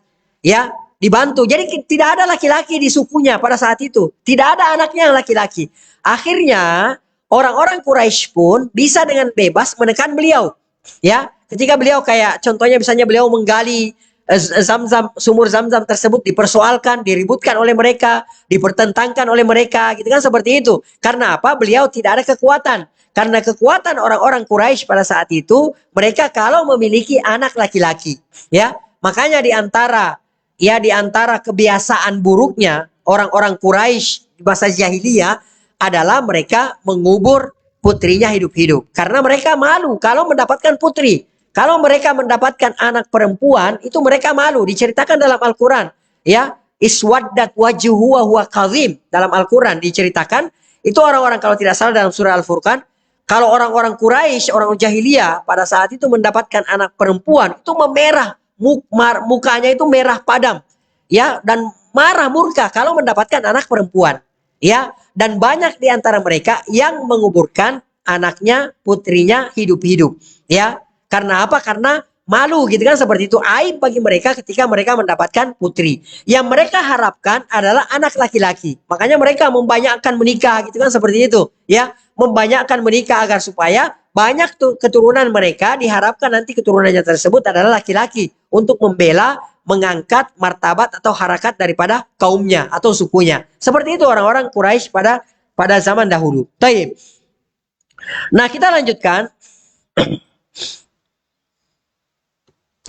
Wadzalika anna Abdul Muttalib lamma hafira bi'ra Zamzam wa badat atharuha nazat Quraisy fanazara. Ya, kemudian beliau pun bernazar, la in atahu Allahu asyrata abna, jikalau Allah Subhanahu wa taala kelak memberikan kepada beliau, menganugerahkan kepada beliau kelak 10 orang anak laki-laki, ya, maka beliau bernazar, ya, dengan menyembelih seorang di antara mereka. Ya, menyembelih seorang di antara anak laki-laki tersebut, ya. Jadi Masya Allah. Wabalagu an yamna'uhu, ya, wabalagu an yamna'uhu. Dan tatkala wabalagu an yamna'uhu, tatkala sudah sampai usia mereka bisa melindungi Abdul Muttalib, artinya mereka semua sudah dewasa, la yadhbahanna ahadahum, maka beliau pun bernazar bahwa salah seorang di antara anak laki-lakinya tersebut pasti disembelih oleh Abdul Muttalib. Falamma tammalahu dzalik, ya, tatkala itu semua terpenuhi, artinya Allah mengabulkan, Allah memberikan 10 orang anak laki-laki kepada Abdul Muttalib, ya, akra'a baina auladihi, maka beliau pun mengundi di antara anak-anaknya. Jadi diundi, siapa di antara anak-anaknya yang keluar undian tersebut, maka dialah yang disembelih sebagai bentuk wujud daripada nazarnya Abdul Muttalib pada saat itu, ya. Fawaqat al-qar'atu ala Abdillah, ternyata undian tersebut itu jatuh kepada Abdullah, ayahnya Nabi Muhammad SAW. Makanya beliau disebut dengan Az-Zabih, ya. Beliau disebut sebagai orang yang disembelih, ya kan, seperti itu. Nah, jadi begitu diundi yang keluar adalah Abdullah, dan ternyata Abdullah ini adalah merupakan anak kesayangan daripada Abdul Muttalib. Tapi apa boleh buat, ya, mereka di antara kehormatannya mereka, ya, mereka itu adalah orang-orang yang menepati janji, kan, seperti itu, ya. Mereka itu adalah orang-orang yang menepati nazarnya. Maka pada saat itu juga ketika sudah keluar undian, maka Abdullah pun ditarik oleh Abdul Muttalib sudah hendak disembeli di sisi Ka'bah pada saat itu. Akan tetapi beliau dicegah oleh orang-orang Quraisy pada saat itu. Baik. Fadhahaba ila al-Ka'bah liyadhbahahu. Maka beliau pun berangkat ke sisi Ka'bah untuk menyembeli Abdullah. Famana'atku Quraisy. Orang-orang Quraisy mencegahnya. Wala siyama ikhwanahu wa akhwalahu. Ya terutama ya paman-paman beliau ya dari pihak ibunya terutama saudara-saudara beliau juga paman-paman beliau dari pihak ibunya ya fafadahu bimi'ati minal ibil lalu ya kemudian beliau pun ditebus dengan 100 ekor onta. Jadi mereka mengusulkan, jadi bagaimana kalau misalnya tidak usah engkau sembeli anakmu Abdullah. Karena kenapa? Mereka khawatir kalau misalnya beliau menyembeli anaknya Abdullah, maka ini akan menjadi tradisi. Ini akan menjadi budaya nantinya. Ya, mereka pun nanti akhirnya kalau misalnya anak laki-laki mereka sudah sampai 10 orang, maka mereka pun nantinya menyembeli salah seorang di antara anak laki-laki tersebut. Itu di antara ketakutan mereka. Maka mereka pun mencegah Abdul Muttalib, lalu kemudian mereka mengusulkan ya agar supaya Abdullah ditebus dengan apa? Dengan 100 ekor onta. Ya, fan nabiyu maka Rasulullah Sallallahu Alaihi Wasallam ya ibnu az-zabihain. Beliau adalah dua anak ya dua orang yang disembeli. Ya Ismail alaihi salatu wassalam, yaitu Nabi Ismail alaihi salatu wassalam, ya wa Abdullah dan Abdullah. Ya, jadi Nabi Ismail alaihi salatu wassalam ya, beliau juga ya dulunya kan mau disembeli oleh ayahnya. Ya, karena diperintahkan oleh Allah Subhanahu wa taala. Demikian pula dengan Abdullah. Ya, Abdullah ayahnya Nabi Muhammad sallallahu alaihi wasallam itu juga sudah hendak disembeli oleh Abdul Muttalib. Ya, karena nazar daripada Abdul Muttalib. Kalau anaknya sudah sampai 10 orang, maka salah seorang di antara mereka itu harus disembeli.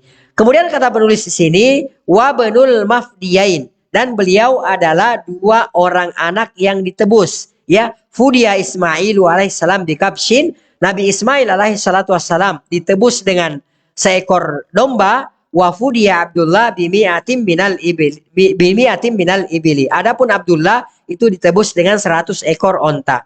Wahtara Abdul Muttalib libnihi Abdullah Aminah binta Wahbin.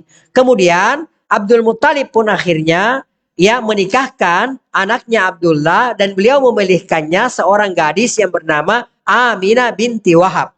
Wa kanat afdala nisa'i Quraisyin, dan beliau Aminah adalah merupakan ya wanita yang paling mulia dari suku Quraisy, baik dari segi ya syarafan, dari segi kemuliaannya, wa maudian, maupun dari segi kedudukannya. Wa kana abuha Wahbun. Adapun ayahnya Wahab, ya maksudnya ayahnya Aminah, ya Wahab adalah sayyidu Bani Zuhra, adalah merupakan ya sayyidnya atau pemimpinnya Bani Zuhra, nasaban wa syarafan, baik dari segi nasab maupun dari segi kemuliaan.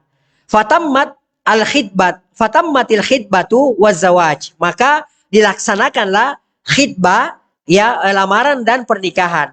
Wa bana biha Abdullah bi Makkah. Lalu kemudian Abdullah pun keduanya tinggal di kota Mekah, ya fahamalat bi Rasulillah sallallahu alaihi wasallam. Lalu Aminah pun kemudian ya mengandung Nabi kita Nabi Muhammad sallallahu alaihi wasallam. Wa ba'da fatratin, dan setelah beberapa saat arsalahu Abdul Muttalib ilal Madinah. Kemudian ya beliau pun diutus oleh Abdul Muttalib, yaitu Abdullah diutus oleh Abdul Muttalib ke kota Madinah, awisyam fi tijaratin, atau ke kota Syam dalam rangka untuk berdagang. Fatufiya bil Madinah. Maka Abdullah meninggal di kota Madinah, raji'an minasyam, sekembalinya dari kota Syam. Wadufina fi dari An-Nabiga Az-Zubiyani. Ya, kemudian beliau dimakamkan di Dar An-Nabiga, di rumah An-Nabiga Az-Zubiyani.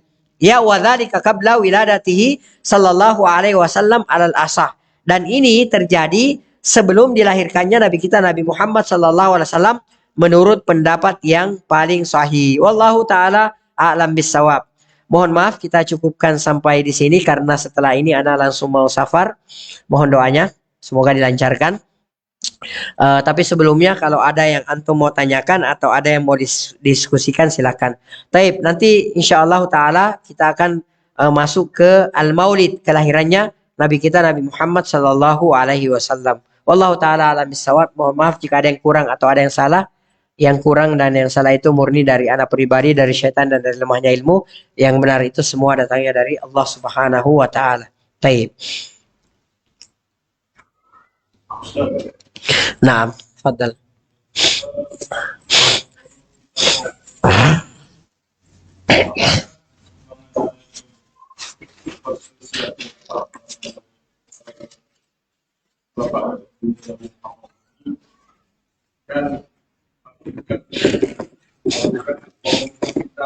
Nah, kalau melihat dari silsilah dari KPP yang dibayar sama masih ada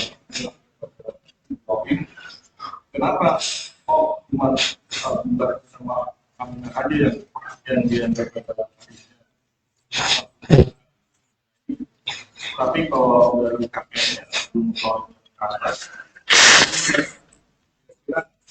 yang membuat kita harus bisa yakini hadis apa tersebut gimana? taib. Wallahu taala alam bisawab. Yang pertama yang harus kita fahami terlebih dahulu, yang namanya hidayah itu bukan masalah perasaan. Ya. Kita tidak bermain perasaan. Akan tetapi yang namanya hidayah itu kita bermain berdasarkan tuntunan wahyu dari Allah Subhanahu wa taala. Ya. Ketika Abu Thalib pamannya Rasulullah sallallahu alaihi wasallam sudah hendak meninggal dunia, Abu Thalib adalah anaknya Abdul Muttalib, saudaranya Abdullah, saudaranya Hamzah, gitu kan, dan yang lainnya. Ya, ketika beliau sudah hendak meninggal dunia, maka Rasulullah sallallahu alaihi wasallam bergegas menuju ke rumah Abu Thalib. Ya, yang saat itu masih berstatus sebagai kafir dan meninggal dalam keadaan statusnya sebagai seorang kafir. Maka di saat itu juga sudah berkumpul ternyata di sisi Abu Thalib ya Abu Jahal and the gang, gitu kan, seperti itu. Abu Jahal ya ada dan gengnya itu ada semua di situ. Kemudian Rasulullah nggak peduli, Rasulullah masuk, kemudian Rasulullah hanya mengatakan, ya ammi, wahai pamanku, kul, katakan la ilaha illallah. Katakan wahai pamanku la ilaha illallah. Dengan kalimat ini ya uhajjulaka, aku akan ya dengan kalimat ini menjadi hujah bagi aku, kata Rasulullah, yang akan aku jadikan sebagai bahan untuk membela engkau di hadapan Allah Subhanahu wa taala kelak. Ya. Kemudian ditimpali lagi oleh Abu Jahal dan teman-temannya. Ya Abu Talib, atargabu an millati Abdul Muttalib. Kamu mau murtad dari agamanya Abdul Muttalib. Kan gitu. Ya. Kamu mau murtad dari agamanya Abdul Muttalib, gitu kan. Kemudian Rasulullah katakan lagi, wa ya ammi, wahai pamanku, katakan la ilaha illallah. Dengan kalimat ini aku akan membela engkau di hadapan Allah nanti. Ya. Kemudian Abu Jahal, teman-temannya ngomong lagi, Abu Talib, atargabu an millati Abdul Muttalib. Kamu mau murtad dari agamanya Abdul Muttalib. Kemudian sebelum Abu Talib meninggal dunia, dia mengatakan ala millati Abdul Muttalib. Berarti dia meninggal di atas kesyirikan, di atas kekafiran. Nah, kalau kita mau main perasaan, antum tahu nggak? Abu Talib ya bukan hanya paman Rasulullah SAW, akan tetapi Abu Talib ini adalah orang yang menjadi benteng, menjadi tameng perisai hidup Nabi kita Nabi Muhammad SAW siang dan malam dari orang-orang kafir Quraisy lainnya. Bahkan antum tahu Abu Talib itu rela diembargo, apa namanya ya? Di apa sih? Di apa? Di boikot ya. Ya, beliau rela diboikot selama kurang lebih 4 tahun. Di di shipnya, ada ship. Ada tempatnya beliau itu di antara 2 gunung, ya. Di situ mereka diisolasi. Ya, diboikot mereka di situ, tidak boleh berdagang kepada mereka, tidak boleh membeli dagangan mereka. Jenazah mereka tidak boleh diurus, tidak boleh mengurusi jenazah. Mereka sakit tidak boleh ditengok, tidak boleh bersosialisasi dengan, intinya mereka diboikot. Betul-betul putus gitu loh. Ya, sampai dahsyatnya boikot pada saat itu, sampai saat bin Abi Waqqas radhiyallahu taala anhu pernah menceritakan, saking dahsyatnya boikot pada saat itu, sampai kami hanya memakan rumput-rumputan atau daun-daunan. Yang sampai ketika kita buang air, mohon maaf, ketika kita buang air besar, buang air besar kita itu, kotoran kita itu seperti kotoran binatang. Bahkan Sa'ad bin Abi Waqqas radhiyallahu ta'ala menceritakan bahwa ketika beliau keluar di satu malam, ya hendak buang air kecil, dan mohon maaf beliau buang air kecil pada saat itu, beliau merasa bahwa air seninya, air kencingnya itu menimpa sesuatu benda yang keras. Ya, setelah itu beliau dikorek-korek dengan kakinya, ternyata bekas kulit bangkai. Ya, kulit bangkai yang sudah mengering. Lalu kemudian beliau pun bersihkan kulit itu, lalu kemudian dibakar, lalu kemudian dimakan oleh beliau. Itu saking laparnya. Itu embargo yang sangat luar biasa. Boikot yang sangat luar biasa. Antum tahu, Abu Talib itu rela diboikot oleh orang tokoh kafir Quraisy lainnya dalam rangka membela Nabi kita, Nabi Muhammad SAW. Coba bayangkan itu. Apa kira-kira perjuangan kita ya dibandingkan dengan Abu Talib? Kalau mau bicara perasaan ya, mau bicara mau baper-baperan kira-kira. Apa artinya kita dibandingkan dengan perjuangannya Abu Talib? Membela mati-matian Rasulullah, pribadi dan dakwah Rasulullah SAW. Gak ada apa-apanya kita. Ya, akan tetapi beliau meninggal di atas kekafirannya. Oleh karenanya Rasulullah, begitu Abu Talib meninggal dunia sedih. Bukan Rasulullah bersedih bahwa tidak ada lagi yang menjaga Rasulullah, enggak. Rasulullah yakin bahwa Allah Subhanahu wa taala adalah sebaik-baik penjaga, kan seperti itu. Allah yang akan menjaga beliau. Bukan itu yang disedihkan beliau. Bukan karena beliau meninggal lalu kemudian tidak ada lagi yang melindungi beliau dari orang-orang kafir Quraisy, enggak. Beliau bersedih, kok bisa gitu loh. Pamanku tidak masuk ke dalam Islam. Kok bisa pamanku meninggal dalam keadaan kafir? Ya, nah pada saat itulah turunlah teguran Allah Subhanahu wa taala, innaka la tahdi man ahbabta Muhammad. Engkau itu tidak bisa memberikan petunjuk kepada siapa yang engkau cintai Muhammad. Gitu loh. Jadi ini bukan masalah perasaan gitu loh. Kok bisa bapaknya masuk neraka apa gitu. Ya sementara kita nanti ya dijanjikan surga oleh Allah Subhanahu wa taala dengan kalimat tauhid la ilaha illallah, kan seperti itu. Ya kan? Enggak. Kata Allah Subhanahu wa taala, innaka la tahdi man ahbabta Muhammad. Engkau itu tidak bisa memberikan petunjuk berdasarkan karena kecintaan kamu. Walakinnallah, akan tetapi Allah Subhanahu wa taala yahdi man yasha. Allah Subhanahu wa taala yang memberikan petunjuk kepada siapa yang Allah Subhanahu wa taala kehendaki. Coba bayangkan, kita ada enggak yang minta kita, ada enggak dari kita yang minta dilahirkan dalam keadaan Islam? Saya tanya sama bapak-bapak sekalian, ada enggak? Ada enggak kita minta dilahirkan dalam keadaan Islam? Enggak ada. Tapi Allah Subhanahu wa taala ya menjadikan kita sebagai seorang muslim, dan kita berharap semoga Allah Subhanahu wa taala mewafatkan kita di atas keislaman kita dan mengumpulkan kita kelak dengan Nabi Muhammad SAW. Coba perhatikan itu. Ya, meninggal di atas kekafirannya. Bahkan Rasulullah mengatakan, ini nggak bisa dibantah loh, karena Rasulullah mengatakan, terserah ada orang yang main perasaan lalu kemudian mengatakan, masa iya sih Abu Thalib masuk neraka? Sedemikian perjuangannya terhadap Nabi kita SAW. Terserah. Tapi Rasulullah SAW mengatakan, laula ana, seandainya bukan karena syafaatku, tentu saja atas izin Allah Subhanahu wa taala, lakana fid darkil asfali minan nar. Itu Abu Thalib sudah berada di dasar jurang neraka jahanam. Kalau bukan karena syafaat aku kata Rasulullah SAW terhadap Abu Thalib. Orang boleh bilang Abu Thalib masuk surga, terserah. Tapi Rasulullah mengatakan, laula ana, andai bukan karena syafaatku, tentu saja atas izin Allah Subhanahu wa taala, lakana fid darkil asfali minan nar, maka Abu Thalib berada di dasar jurang neraka jahanam.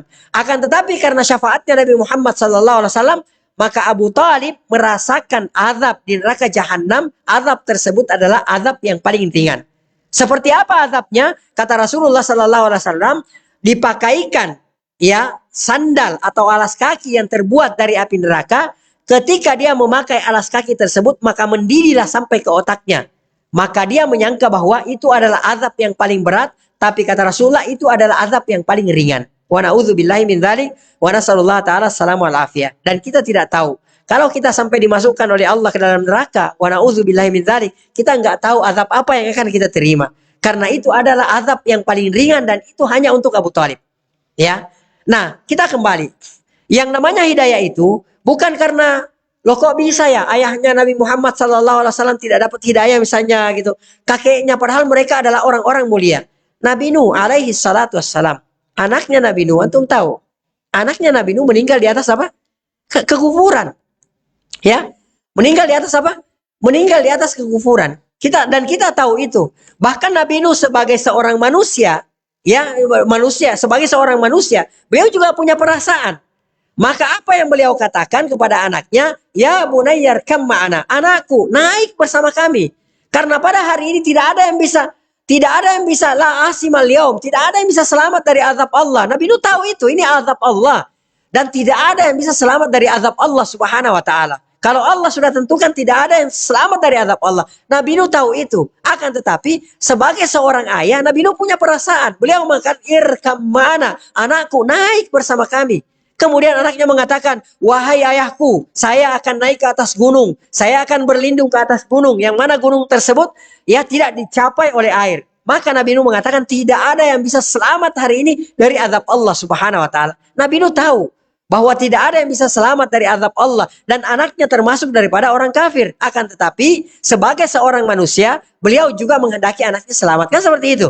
Ya, akan tetapi semua itu, hidayah itu semuanya dari Allah Subhanahu wa taala. Jadi bukan berarti bahwa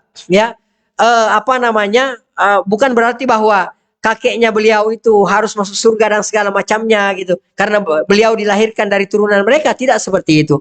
Ya, dan bahkan kalau kita lihat dalam sejarah juga, ya, ayahnya Nabi Ibrahim alaihi salatu wassalam, ya Azar, ya, beliau juga adalah merupakan salah seorang ya penyembah berhala. Bahkan beliau adalah salah seorang pemahat berhala, pembuat berhala. Wallahu taala alam bisawab. Akan tetapi beliau semua, ya, mereka semua ditempatkan oleh Allah Subhanahu wa taala di dalam neraka. Bahkan Rasulullah sallallahu alaihi wasallam suatu ketika itu pernah meminta izin kepada Allah Subhanahu wa taala untuk memohonkan ampun untuk ibunya.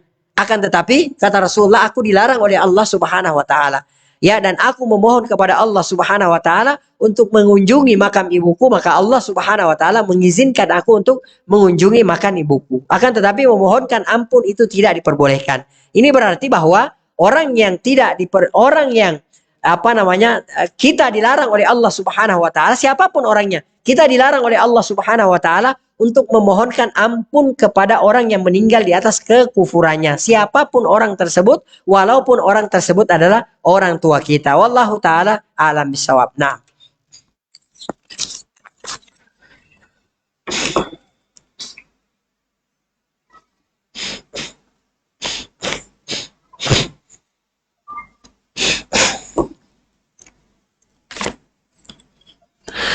taib. Assalamualaikum warahmatullahi wabarakatuh. Waalaikumsalam warahmatullahi wabarakatuh. Ustadz, apakah kakek-kakek Rasulullah SAW mengenal Allah Subhanahu wa taala dan apakah mereka Islam seperti Hashim, Qusay, Syaibah dan yang lain-lainnya? Wallahu taala alam bisawab. Kakek-kakek Rasulullah SAW tentu saja mengenal Allah Subhanahu wa taala. Akan tetapi tidaklah mereka beriman kepada Allah Subhanahu wa taala sebagaimana Allah katakan dalam Al-Qur'an, tidaklah mereka beriman kepada Allah Subhanahu wa taala kecuali mereka juga menduakan Allah Subhanahu wa taala. Jadi di samping mereka berdoa kepada Allah Subhanahu wa taala, mereka juga berdoa kepada selain Allah Subhanahu wa taala, kepada Lata, Uzza, Manat, ya, Isaf, Naila dan Hubal dan berhala-berhala lainnya. Ya. Jadi mereka itu beriman kepada Allah, iya. Ya. Mereka beriman kepada Allah, iya, dan itu Allah Subhanahu wa taala ceritakan sendiri dalam Al-Qur'an. Dan banyak ayat di antaranya wala in sa'altahum man khalaqas samawati wal arda la yaqulunna Allah. Kalau engkau tanya mereka wahai Muhammad, ya, siapa yang menciptakan wala in sa'altahum man khalaqas samawati wal ard, siapa yang menciptakan langit dan bumi, la yaqulunna Allah. Maka Allah Subhanahu wa taala katakan pasti mereka berkata Allah. Ya, jika engkau tanya mereka, siapa yang menciptakan mereka, siapa yang menghidupkan, mematikan, menurunkan air dari langit, ya, siapa yang menghidupkan dan mematikan, memberikan rezeki, maka mereka pasti akan berkata Allah. Itu mereka beriman kepada Allah Subhanahu wa taala. Mereka beriman bahwa Allah yang menciptakan, Allah yang menghidupkan, Allah yang memberikan rezeki, gitu kan, seperti itu. Akan tetapi yang tidak bisa mereka lakukan adalah mengesahkan Allah Subhanahu wa taala. Itu yang mereka tidak bisa lakukan. Jadi di samping mereka menyembah kepada Allah, mereka kenal Allah, ya, sangat mengenal Allah. Bahkan mungkin mereka lebih mengenal Allah daripada kita.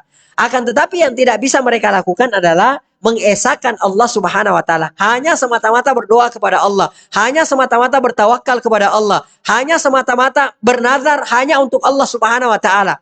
Ya, hanya menyembelih tujuannya hanya untuk Allah Subhanahu wa taala. Itu yang mereka tidak bisa lakukan. Adapun beriman kepada Allah, ya, mereka beriman kepada Allah, tapi di samping itu mereka juga mensyarikatkan Allah Subhanahu wa taala. Yaitu tadi contohnya, ya, Abdul Muthalib ketika hendak Abraha hendak menyerang Ka'bah, maka Abdul Muthalib dan beberapa tokoh kafir Quraisy lainnya berdiri di sisi Ka'bah, berdoa langsung kepada Allah Subhanahu wa taala. Tidak berdoa kepada Hubal, tidak berdoa kepada Lata, Uzza dan berhala-berhala lainnya, enggak. Akan tetapi mereka langsung berdoa kepada Allah Subhanahu wa taala. Abu Jahal, Fir'aunnya umat ini, pada saat menjelang terjadinya perang Badar, Abu Jahal berdoa kepada Allah Subhanahu wa taala.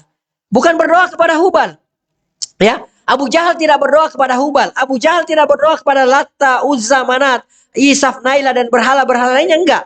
Abu Jahal langsung berdoa kepada Allah Subhanahu wa taala. Allahumma ya Allah. Itu doanya Abu Jahal dan dikabulkan oleh Allah. Allahumma ya Allah, kata Abu Jahal, ya, siapa di antara kami ya Allah yang paling memutuskan tali silaturahmi dan datang dengan ajaran yang baru, maka binasakanlah dia besok. Betul, dia dibinasakan besoknya oleh Allah Subhanahu wa taala pada perang Badar. Dikabulkan doanya oleh Allah Subhanahu wa taala. Abu Jahal bukan berdoa kepada berhala, langsung berdoa kepada Allah Subhanahu wa taala. Tapi apa yang tidak bisa dilakukan oleh Abu Jahal? Yang tidak bisa dilakukan oleh Abu Jahal mengucapkan dan mengamalkan konsekuensi la ilaha illallah, la ma'budu bihaqqin illallah. Tidak ada yang berhak disembah dengan benar kecuali Allah Subhanahu wa taala. Dan ini juga yang tidak bisa dilakukan oleh kakek-kakeknya Nabi kita Nabi Muhammad sallallahu alaihi wasallam. Wallahu taala alam bisawab. Mereka mengenal Allah Subhanahu wa taala, akan tetapi yang mereka tidak bisa lakukan adalah mengesahkan Allah Subhanahu wa taala. Nah.